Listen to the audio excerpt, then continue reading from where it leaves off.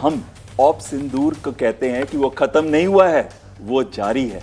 इसका मतलब है कि जो हमारी रिटेलिएशन है, चाहे वो एक्ट ऑफ वॉर के लिए वेट करें कि नहीं करें, वो फ्लेक्सिबिलिटी अभी हमारे पास है।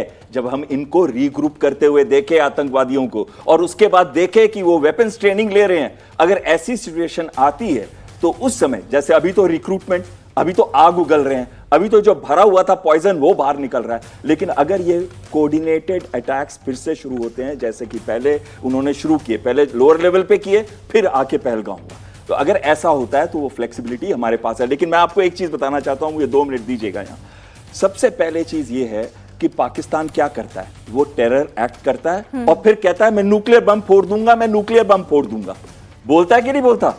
और न्यूक्लियर बम कोई ऐसा बम नहीं होता कि आज आपने ये किया और आपने फोड़ दिया। फोड़ोगे कहां? जब इन्होंने पहलगाम किया, उसके बाद क्या हुआ, हमने इनके 9 टेरर टारगेट, जैसे मोहम्मद, लश्कर तैयबा, हिजबुल मुजाहिदीन, इनके सबके अड्डे और 100 से ऊपर मार दिए। पाकिस्तान कहां मारेगा? यहां तो कोई टेरर ट्रेनिंग होती नहीं। उन्होंने हमारे गुरुद्वारों पे हमले किए, उन्होंने हमारे सिविलियन टारगेट्स पे हमले किए, उन्होंने हमारे मिलिट्री टारगेट्स पे हमले किए। आपको मालूम है गुरुद्वारे को भी अटैक किया था उन्होंने, वहां के ग्रंथी को भी मार दिया था उन्होंने। ऐसे लोग हैं वो।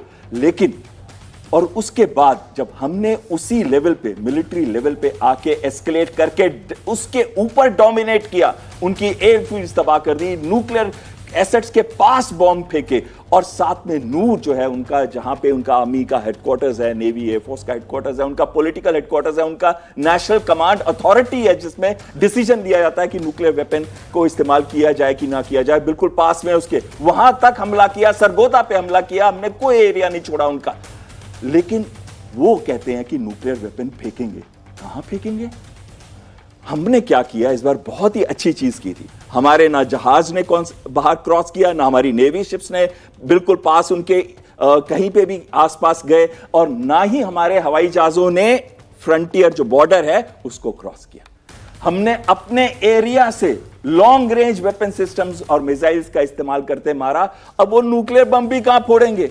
और जब वो कह रहे थे कि न्यूक्लियर बम, तो उनका आइडिया ये होता है कि अगर कोई आर्मी अंदर आती है पाकिस्तान के अंदर, हमारी आर्मी अगर जाती है तो उस पे फोड़ देंगे।